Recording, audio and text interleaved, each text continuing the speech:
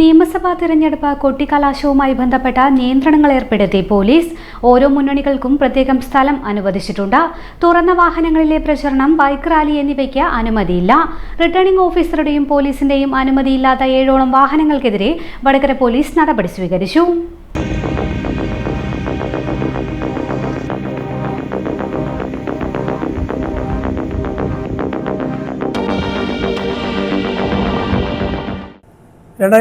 നിയമസഭാ ഇലക്ഷനുമായി ബന്ധപ്പെട്ട് Vadakara police station പരിധിയിൽ ഇന്നലെ രാഷ്ട്രീയ പാർട്ടി പ്രതിനിധികൾ യോഗം ചേരുകയും പൊതുവായ ചില തീരുമാനങ്ങൾ എടുക്കുകയും അതുപോലെ തന്നെ പോലീസിൻ്റെ നിർദ്ദേശങ്ങൾ അവരെ ബോധ്യപ്പെടുത്തുകയും ചെയ്തിട്ടുള്ളതാണ്.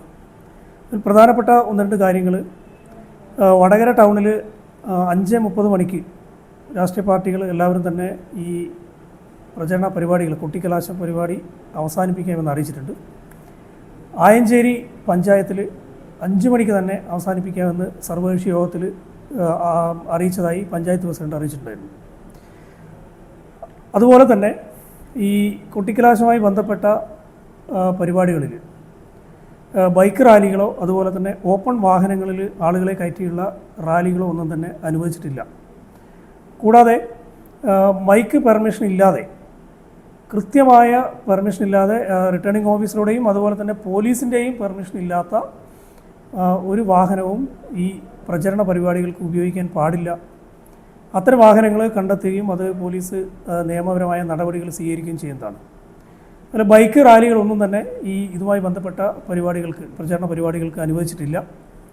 ഇത്തരം നിയമ ലംഘനങ്ങൾ ഉണ്ടായിക്കഴിഞ്ഞാൽ പോലീസ് കർശന നടപടി സ്വീകരിക്കുന്നതായിരിക്കും.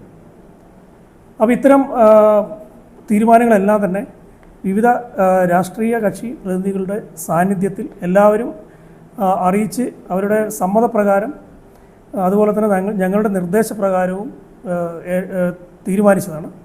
അപ്പോൾ അതുകൊണ്ട് തന്നെ ഇത്തരം പോലീസിൻ്റെ നിർദ്ദേശങ്ങളുമായിട്ടും അതുപോലെ തന്നെ നമ്മളെടുത്ത പൊതുവായ തീരുമാനങ്ങളുമായി മുഴുവൻ രാഷ്ട്രീയ പാർട്ടി പ്രതിനിധികളും അതുപോലെ തന്നെ എല്ലാ പ്രവർത്തകരും സഹകരിക്കണമെന്ന് അഭ്യർത്ഥിക്കുകയാണ്.